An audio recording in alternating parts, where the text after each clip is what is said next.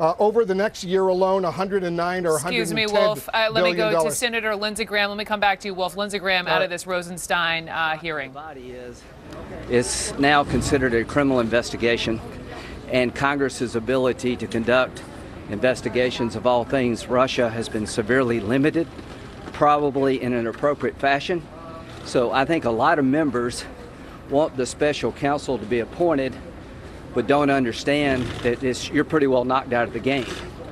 And that's probably the way it should be. It was a counterintelligence investigation before now. It seems to me now to be considered a criminal investigation. And what does that mean for the Congress? I find it hard to subpoena records of somebody like Mr. Flynn, who may be subject to a criminal investigation because he has a right not to incriminate himself. As to Mr. Comey, the former director of the FBI, coming before the committee, if I were Mr. Mueller, I would jealously guard the witness pool. So one of the big losers in this decision is the public.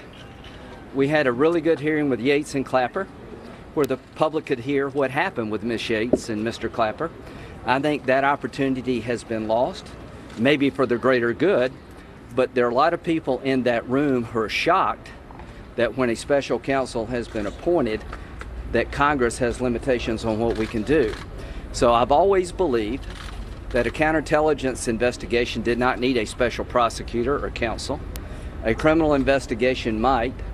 The Deputy Attorney General decided to appoint a special counsel, and one of the results of that, the ability of Congress to call people who may be witnesses in an investigation conducted by Mr. Mueller, is going to severely restrict what we can do. Did the Deputy Attorney General confirm that it is now a criminal investigation? I never got to ask my question specifically about that. But the takeaway I have is that everything he said was that you need to treat this investigation as if it may be a criminal investigation. So I think the biggest legal change seems to be that Mr. Mueller is going to proceed forward with the idea of a criminal investigation versus a counterintelligence investigation. There was no facts laid out as to why you would change that, but appointing a special counsel has created, I think, a dynamic where Congress is going to have to be very leery of crossing into Mr. Mueller's lane because of the possibility of a criminal investigation. Does that also mean that the Judiciary Committee won't be able to get the memos that were requested yesterday? I think Mr. Mueller will just tell us what we can get and what we can't. So the upshot, Senator, is that your investigation is going to be put on a back burner. And while you were inside, you may not have heard that Joe Lieberman's name has now emerged as a top contender for FBI director. What's your reaction to that? Well, one of the winners of this decision of appointing a special counsel is new FBI director, because they don't have to deal with this. I think Joe Lieberman is a pillar of credibility. I think he'd be a good choice. But now you have a special counsel. The new FBI director doesn't have to worry about riding herd over an investigation of the man who appointed him. So I think that takes care of your concerns that you enunciated last Senator, time. did you get a satisfactory that having a special counsel hurts our country terribly? Well, he's entitled to his opinion. I would suggest to the president that one has been appointed. Honor that decision, cooperate where it's appropriate, fight back when you have legal ability to do so. I've been through this once before with the Clinton administration.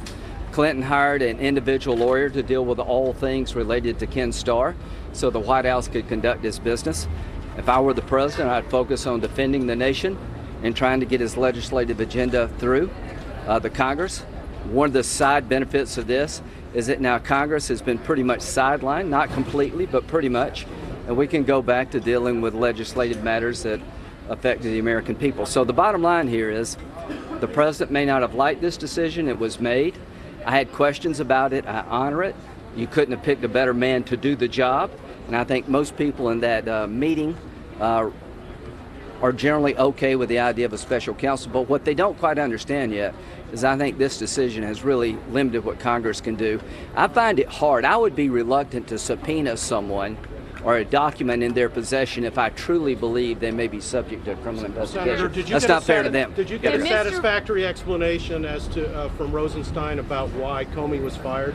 I think Mr. Rosenstein viewed the whole process as something Mr. Mueller will speak on, not him. So what did you think about the explanation? Were you satisfied with the answers you received about the firing of former FBI Director Comey? Mr. Rosenstein talked about why he wrote the memo, the fact that he believed that what the FBI director did in July was inappropriate, Was he that he stepped out his lane. Senator, was he tasked to write that memo? He did not. I'll let you ask him that question. Now that we have a special counsel about all things related to the process of the memo, I think you'll need to talk to Mr. Mueller about it. I got to go. All right, thank you very much, Senator. All right, Senator Lindsey Graham clearing the path away from all those reporters who have lots and lots of questions. So there's just been this closed-door meeting with the Deputy Attorney General, Rod Rosenstein, who is the person who appointed the former FBI Director, Robert Mueller, to be the special counsel in this Russia probe. And so Carl Bernstein, Tim Naftali, you guys are both still with me.